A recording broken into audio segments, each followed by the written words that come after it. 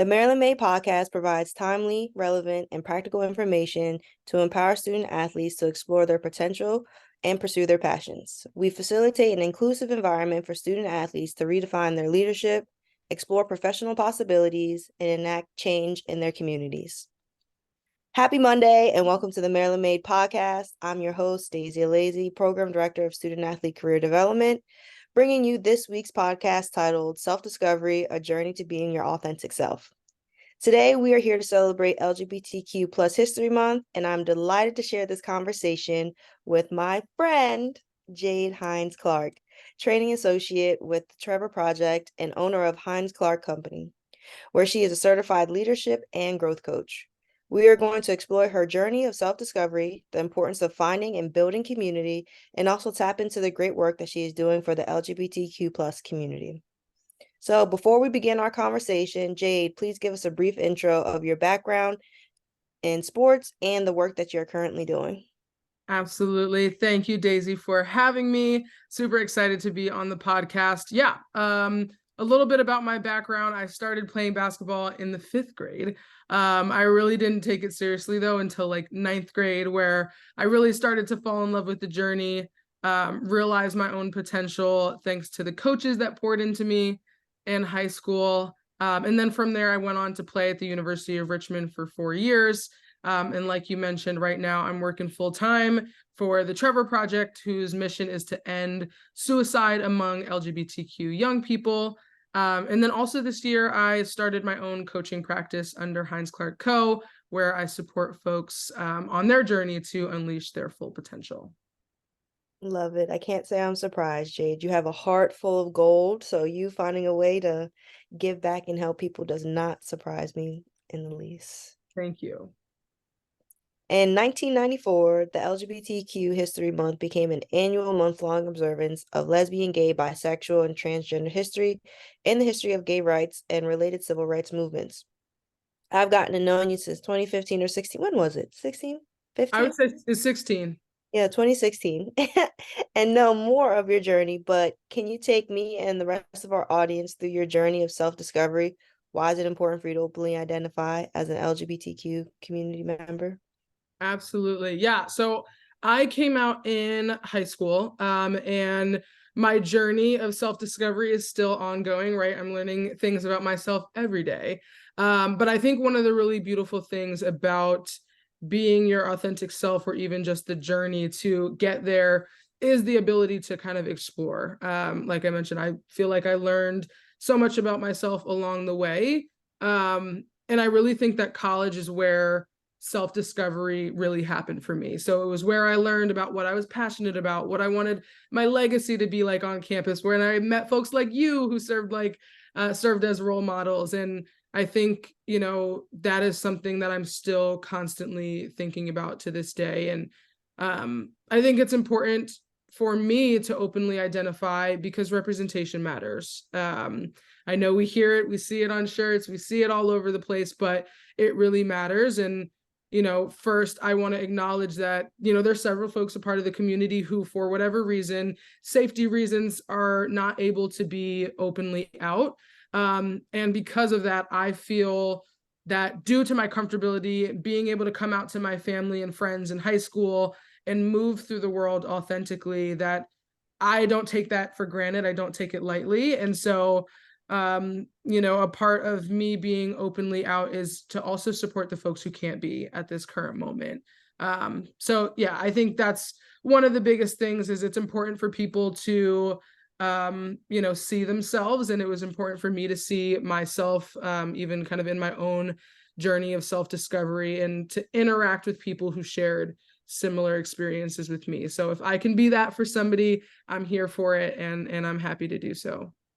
Yeah, I think you made a really great point about sometimes people don't realize that people aren't able to live in their truths. And so the fact that you can and you have that ability and that availability to do so, it really does shine light to, for others to be like, hey, it's okay. Like you can do this. And if you can't, maybe find the people who you can be your truest self with. And so yeah, you're representing so much more than the visible eye, but the invisible eye too, for some of those folks who don't have the same level of support that maybe you and some others do.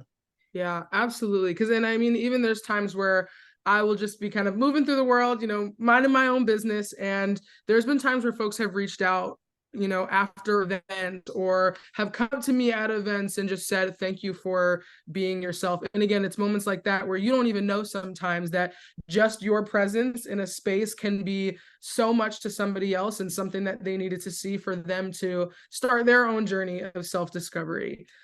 So I think that's the biggest thing. We're able to move authentically. You're inspiring people that you don't even know. And I don't take that lightly or for granted at all. Oh, I love that. And I think that shows and it's been shown through just you personally, the things that you do. Like you're an advocate, you let it be known.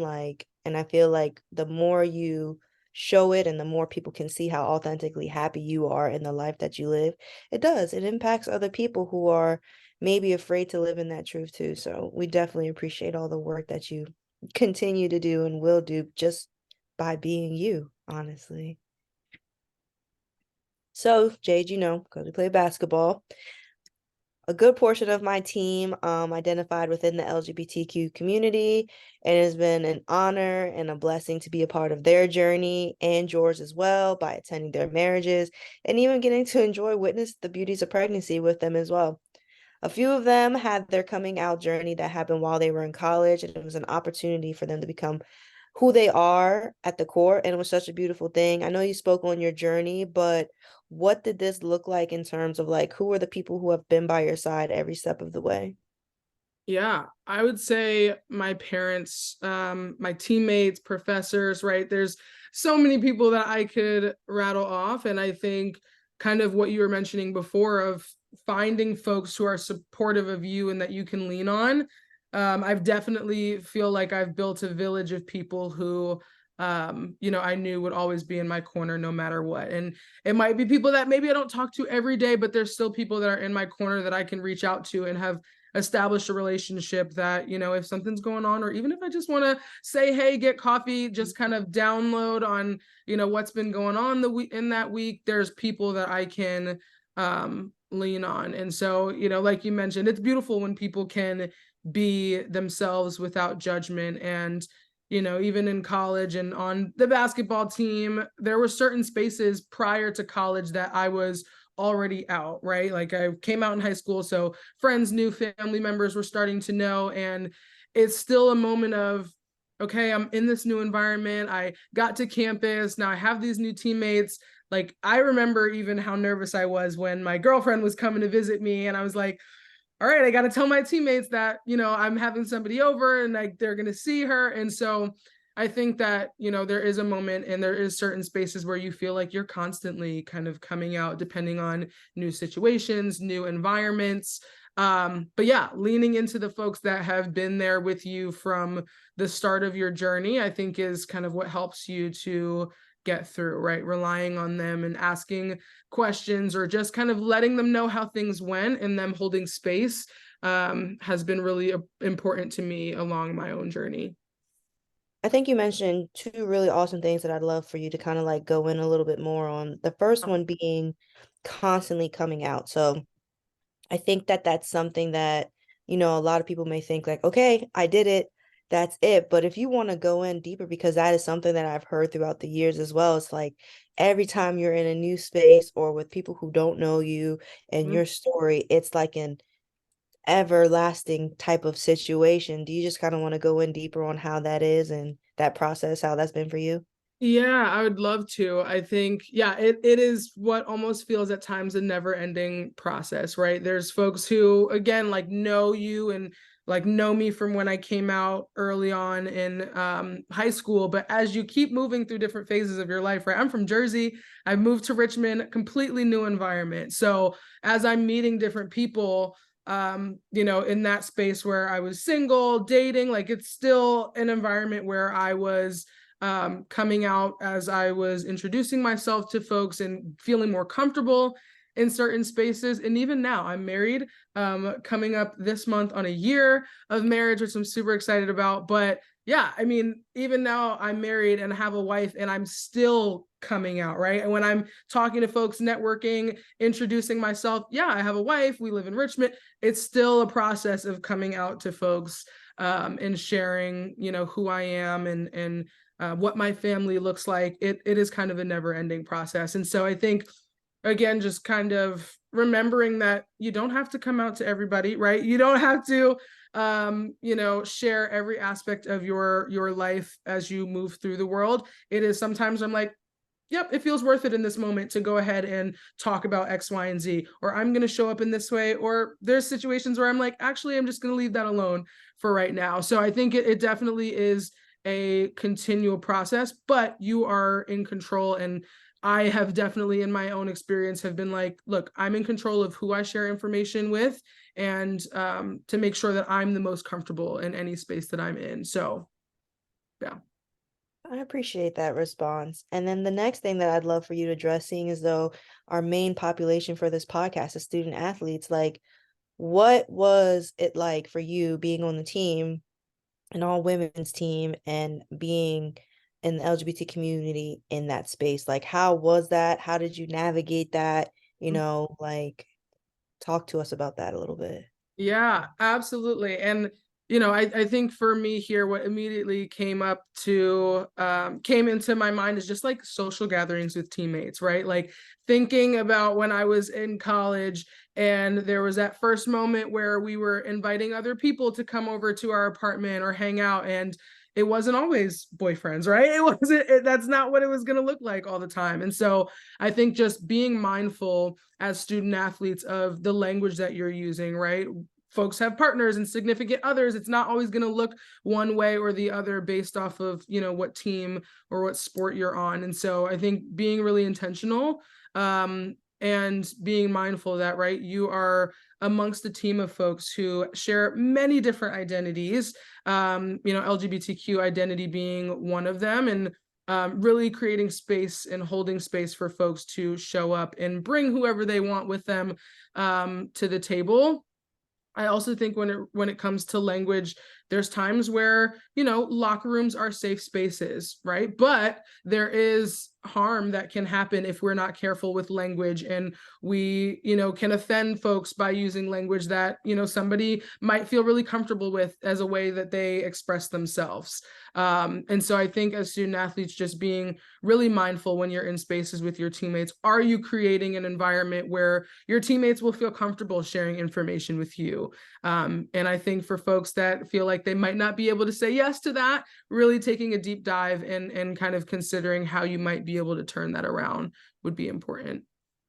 Awesome. Thank you. We're gonna get a little bit more into that later, but definitely wanted to get that out because you really hit that on the head, and I just wanted to make sure we went a little bit deeper into that one. But switching gears just a little bit, actually we're gonna go back a little bit. The last follow-up I have for you on that is just as you left athletics, the athletic community, did that level of support remain? Did it grow or did it diminish? How has that looked now that you've left that bubble of athletics? Yeah, I think in with this particular question, finding your people is so important. I think as I think about, whether it grew, kind of maintained, diminished, all of them, right? Like in several different spaces. I think there's different moments, right? There is something really important that I think about finding your community outside of athletics. It's the reason why I was very involved on campus at the University of Richmond, right? Like I wanted to have folks that I could engage with outside of just my team. And even moving beyond and graduating, and also, now no longer working full-time in athletics, it's something that I think about a lot of, like, how am I still cultivating relationships, connections with folks in athletics? How am I still able to have an impact there? But also, like, I need to find my people that I feel supported with outside. And so I would definitely say, as I've kind of navigated post athletics life, I would say, has definitely been just finding different things that I'm passionate about, organizations that align with my values, that I know will have people that are supportive of me and what I'm doing. So a piece of advice I would give here is don't be afraid to reach out to folks who you want to talk to. I think for me, LinkedIn was huge of just like, this person has a really cool background and I just want to talk to them about what they do. And again, just kind of finding my people that way has been really helpful. Awesome. Thank you for sharing that. I do think it's important that we don't just stick within the realms that we know, but you continue to merge out into the world. And it's just like, you really never know somebody's story. Because, like you said, you Mhm. choose to share when you want to share. And so people choose to share when they want to as well. And it's really important that we just take the time to listen. We have way more connections than we definitely think. So, Yeah. switching gears just a little bit, we also asked you to come on this podcast to talk about your work with the Trevor Project and the larger scope of the work that you do for the LGBTQ plus community as well. So, as a Black woman who openly identifies in the LGBTQ community, can you share with us some of the good, the bad, about the intersectionality about those identities? Yeah, absolutely. And so I think as a Black woman, as an LGBTQ person, I really always want people to know, right? Social change and the fight for justice is and always should be intersectional. And I can't talk about any one of my identities separately, right? They all intersect, they make me who I am. And it brings me back to a moment in college where we had LGBTQ orgs, and there was something that, as I was engaging in certain spaces, I was just like, I'm not feeling like I can be fully myself. And one of the things that I founded when I was at the University of Richmond was Shades of Pride. And so it was an affinity group for LGBTQ students of color to come together to really connect and engage with each other as it relates to our identities, because that space didn't feel like it was there before. And so I think it's really important to acknowledge, right? People have identities that intersect, and the intersection of those identities, creates a lived experience that folks share. And so being able to share space with folks who had similar experiences was super important to me. Also, why, now I'm at the Trevor Project on the internal training team, with the mission to end suicide among LGBTQ people. And yeah, it's something that I think about every day as a Black LGBTQ person, like thinking about how I show up and what it means for me to show up in all the spaces that I'm in. Yeah, I love that. And I love the work that you do. I think it's important because at the end of the day, we're all fighting a cause, but we're all picking one that really hits home to us. And so just to provide that support, that camaraderie, the unity of like, hey, you're not alone. I see you. And you just kind of like be a face to help aid in that, like, no one should ever be ashamed or embarrassed or feel as though they're not worthy because of how they choose to identify in this world and how they want to be show how they want to show up and be perceived.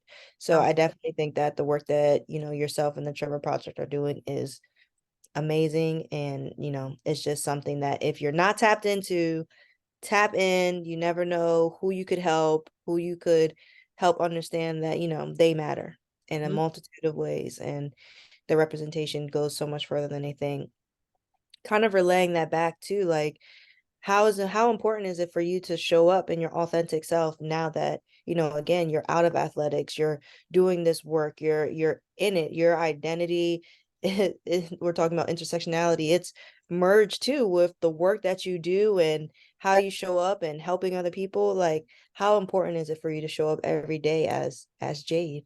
Yeah, it is so important. I also something that I take a lot of pride in, right? I think again in college thinking about what I wanted my legacy to be, who I wanted to be in the future. Like I remember I sat down and literally wrote it out just to kind of give myself an idea of where I wanted to go. I think when you can see it, when you can express it on a piece of paper, in a Google Doc, it means something to be able to know that these are the words that I said when I thought about myself. And I think it means a lot for me to show up just again because you never know who's watching. You never know who is looking to you as a leader, right? Somebody that you might be inspiring. And so I mentioned that even this process of self-discovery is ongoing. Like I'm constantly changing. I'm constantly finding new things that I'm passionate about.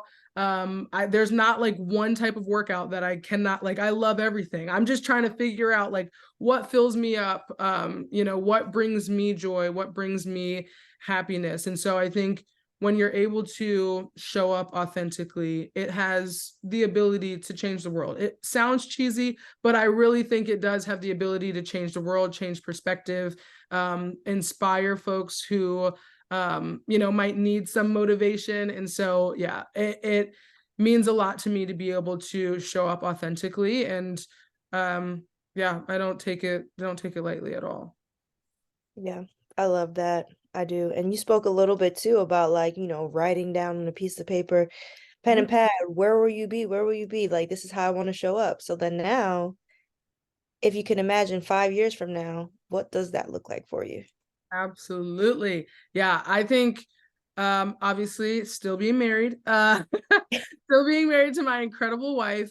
Some of the fun things here, like little Hinds-Clark's running around. Like we're getting into territory of thinking about, not only who I am as an individual, but who I am as a partner, who I am as a parent, right, in the future. And so I think thinking about those things and what that looks like, but also I want to continue to work in a place or at a place that fills my soul, that creates positive change, right? It isn't just about what Jaide is doing. It's about what am I a part of? What am I a part of collectively for the greater good? And so I think 5 years from now, all that fun stuff with family and seeing where that evolves to, but also just like staying full, staying whole, staying complete in what I'm doing in my work, I think is really important.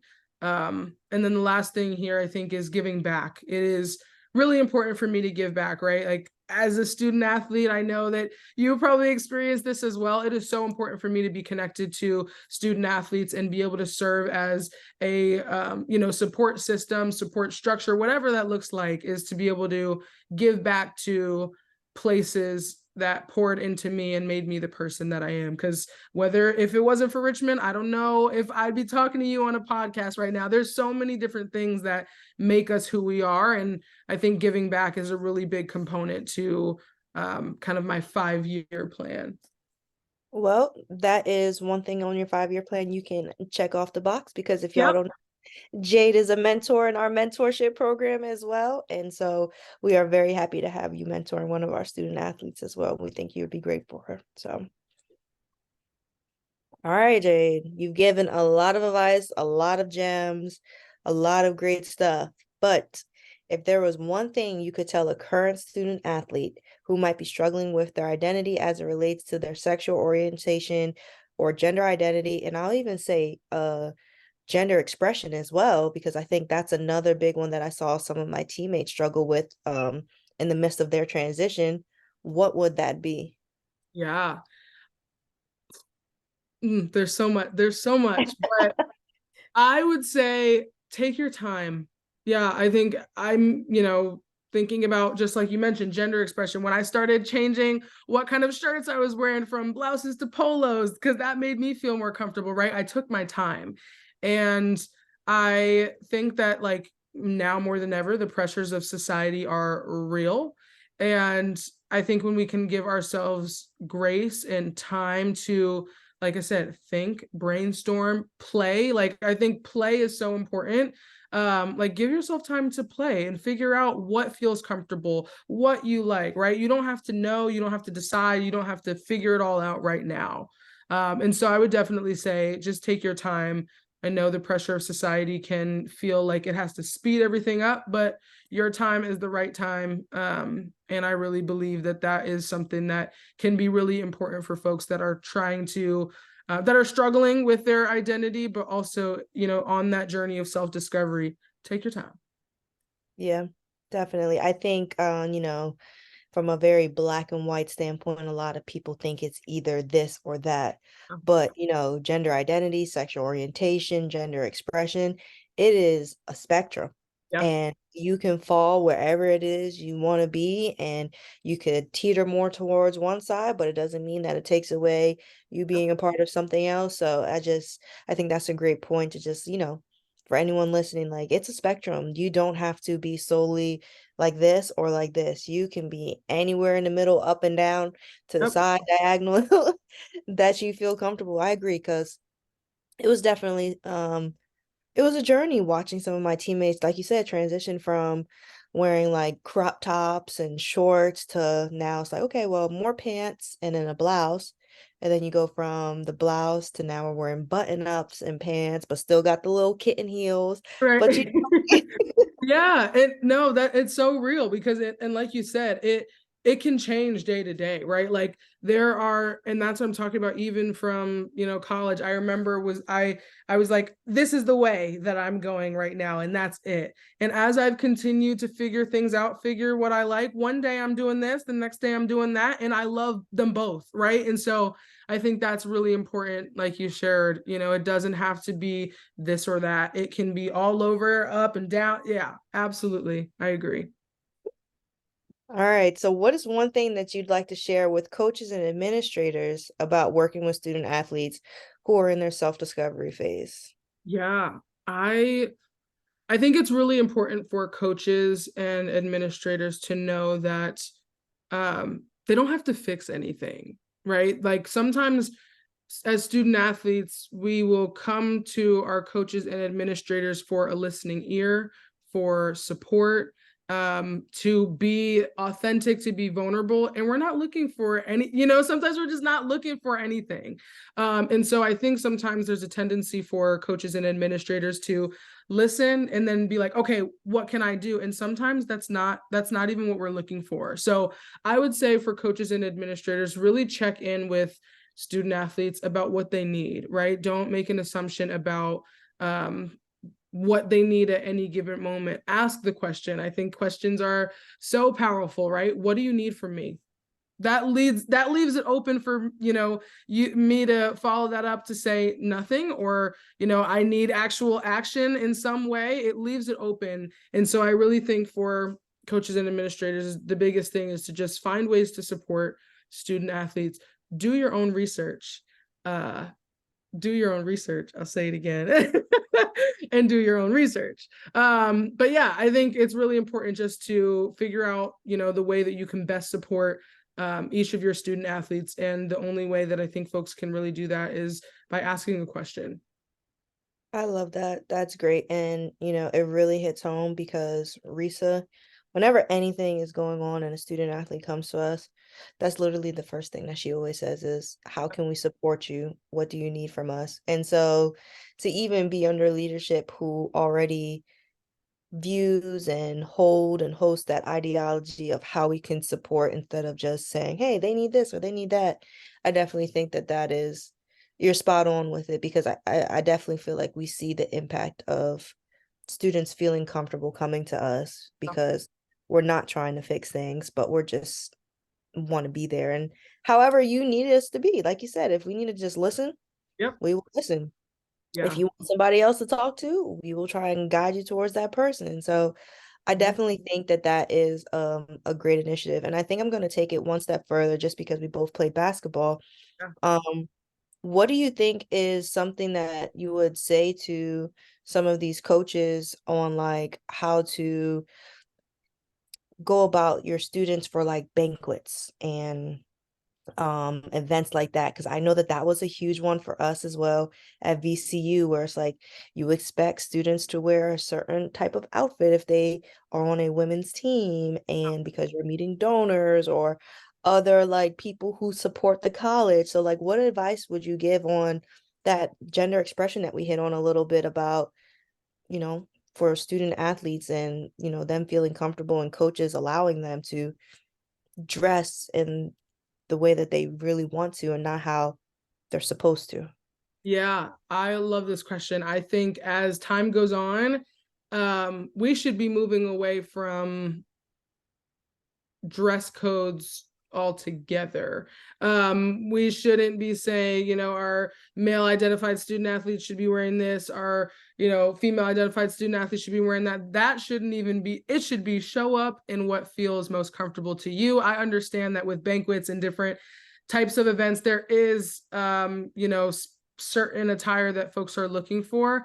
I think it's great to give guidelines around, you know, what that could look like, but it should not be attached to gender. It should not, no, it should not be attached to anything. And so I think, again, they're just being mindful, and, you know, creating a culture that supports and allows folks to show up in what feels most comfortable to them, because that might not always align with what you think. And so I think even, you know, really talking to folks at, I don't know, even, you know, at some of the higher tables to say, you know, this is what our department has as a whole, or this is what our program is about.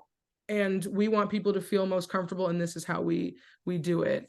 But yeah, I think that that's huge, because I remember being on campus in my first year and I was like, this dress code does not align with what feels most comfortable to me. And I know I had some conversations with folks about it. And so taking the burden off of students to even think that they have to advocate for themselves in that way. They should be able to show up how they want to show up, what they want to wear, and that be it. Yeah, I agree. I absolutely agree. I was like, you know what? I gotta ask Jade this because I saw one time too many where I'm just like, she does not want to wear that skirt, but she's going to because Mhm. she has to. And I'm just so happy that times have changed, and I've just seen the transition of so many of the people close and near and dear to me that it's just like, you just look so comfortable. Yeah. And you can see the difference. You can Mhm. absolutely see the difference when a person is wearing something that is for them and that they're happy and being having on them. So I appreciate that. And Absolutely. then the last one for advice is, what are your thoughts on ways that the sports community can continue to be more inclusive and a safe space for everyone?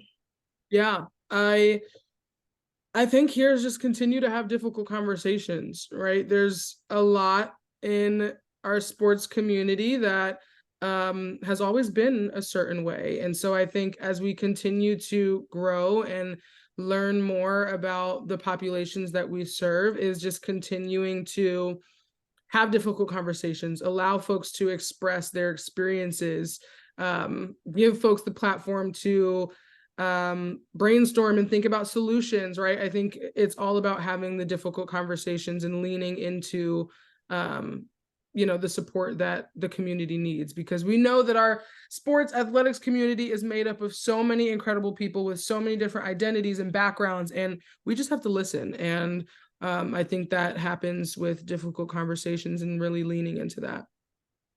And what do you think, like, where should those conversation starts be coming from? Like, I think as an administrator now, and you being a former collegiate administrator in student athlete development, like, we want to bring and host these conversations with students, but then sometimes students then as well don't do their part and show up. So where do you think that these initiatives or, you know, actions should be coming from? Should they stem from the administrator side or from the student side, or maybe we meet somewhere in the middle? What are your thoughts on that?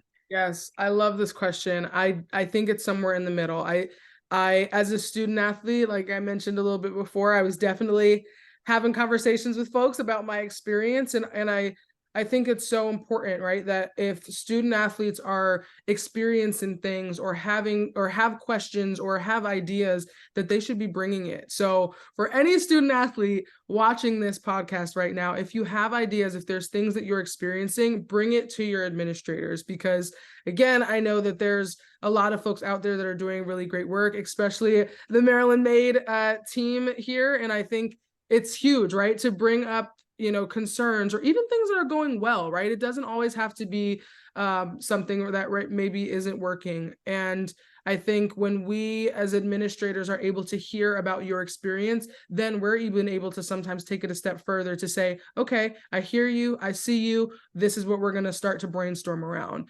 And with administrators, like we talked about a little bit before, right? Not assuming what support somebody might need.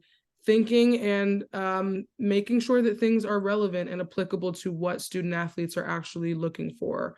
If there's topics that they want to talk about, things that they want to engage in, they're more likely to engage in the things that they're passionate about, with a caveat that if you bring things to your administrators and they put in the work to make something happen, you better show up, because they're working really hard to make sure that they are supporting you. And I've been there. I know how it feels when you put in a lot of work and then that turnout doesn't always happen. So if you have concerns, if you have things that are coming up as ideas, bring them to the folks that can support you, and then show up. Love that. I hope y'all heard her because that was a bar. Yep. Okay. I hope you heard her. And then I think the last add-on that I want to add to that is from the administrators and student athletes is coaches, like, what is your perspective? And, I think we've both been around, especially for the women's basketball game, for quite some time, where a lot of coaches identify within the community, but they're not out. So then that representation doesn't necessarily allot for their student athletes to also feel comfortable. Like, if you could give any advice to coaches on, kind of speaking and living in their truth for maybe that student athlete that's afraid to come out on the team or express themselves a different way, like what would you say to them? Yeah, that's a really great question. I think, a similar, yeah, kind of a similar thing to what I was sharing a little bit before, of like, take your time. Also acknowledging that if you have folks, it's kind of what I was mentioning of, I have been really fortunate to be comfortable and be out in the world and live authentically. And I don't take that lightly. And so I think even just kind of thinking through, if there's spaces within teams or there's folks that you feel comfortable with, like opening up and sharing your experiences with them, because it is really important. I know it was really important for me when I was in college to be able to talk to folks that were older than me, that had some lived experience, that I could ask questions. And so, yeah, if there are, folks on teams that don't really feel like they have anybody they can go to when they're experiencing certain things or have questions, then there's it's kind of like they're a little bit, there's a tendency to be a little bit more uncomfortable or just not ever ask the question. So I think for coaches who might be considering, is it worth me sharing this with the student athlete, right? Obviously, take your time, but as you build those relationships, continue to be open and be vulnerable, because some of the best coaches I've had are the coaches that were real with me, both on the court and off the court, could, drop some wisdom, give me some knowledge that I might not have, thought I needed at that point. But yeah, I think is just continue to be open. Awesome. Love that. All right, Jade, we're getting into a part of the podcast that we like to call rapid fire, okay? All right. And I tried to find some heavy hitters for you that I know might hit your heart a little bit. So, all right, your first one, playing basketball or lifting weights? Lifting weights, only because I'm out of basketball for what, 3 years now. Okay, I'll take the response. I'll take the response. Yeah. Okay, okay.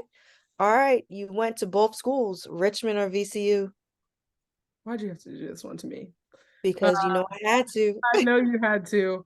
Um, gotta go Richmond. Gotta go Richmond. That's where I went undergrad. Shout out to VCU though. My wife is a former student athlete, or was a former student athlete at VCU. So we're a very split household. So rivalry games get pretty interesting over here. Mine know what's up. That's all I'm gonna say. All right, and then a full week with Cinnamon, which is her dog, everybody, or a full week without. Mm. This one tugs at the heartstrings. But I'm going to be honest and say a full week without, mainly because I love her. She has so much energy. And, sometimes we all need a little bit of a break. So I'm going to say full week without, because I have her for the rest of her life. And, a week sounds nice. A week was probably great. Drop her off at doggy daycare. Absolutely. Well, thank you so much for participating in such a great conversation today. and for your willingness to share about your story. We hope that whoever listens to this podcast knows that it is okay to be who you are and that there is community ready to surround you and support you. Before we wrap up, share with our listeners, how can people follow you on your personal or your professional social media and get any updates from what you do, want to reach out and stuff like that, if you want to drop any of your handles? Yes, absolutely. So I am on LinkedIn. You can find me, Jaide Hinds-Clarke, just my name. On Twitter, I am _J Clarke, CLARKE 01. You can follow me there as well. And then I'm on IG as well. JJ Clarkey is my @ name, but then you can also utilize my business page, Hinds-Clark Co. So I'm happy to reach out, or I'm happy to connect. So feel free to reach out, and look forward to chatting with folks. Awesome. And for those of you who don't know, National Coming Out Day is on Wednesday, October 11th, and it is a day created for the LGBTQ plus members to share their stories with whomever they want. We also know that in some ways it's not safe for everyone to openly identify. So to those who can't, know that there are allies in the world continuing to work to make it a safe space for you. To our Maryland student athletes, here are a few of our upcoming updates. Our podcast drops every Monday at 9 a.m. Career Readiness Week, we have Ace the Interviews on October 10th from 7 to 8:30 in Young Study Lounge. And we also have Branding and Storytelling on October 11th from 7 to 8 in Young Study Lounge as well. Also, get ready for the holidays. Terps run the holidays, and Terps Giving and Adopt a Family will be going on starting 10/16 all the way through 11/10. If you have any more questions on that, please reach out to Daeze Parker, our community engagement intern. Also, be on the lookout for the UMD Athletics Pride Games taking place. More information to come for these games and festivities. But again, Jaide, we thank you so much for your time, and I appreciate you being on this podcast with us today. Anytime. Thank you for having me.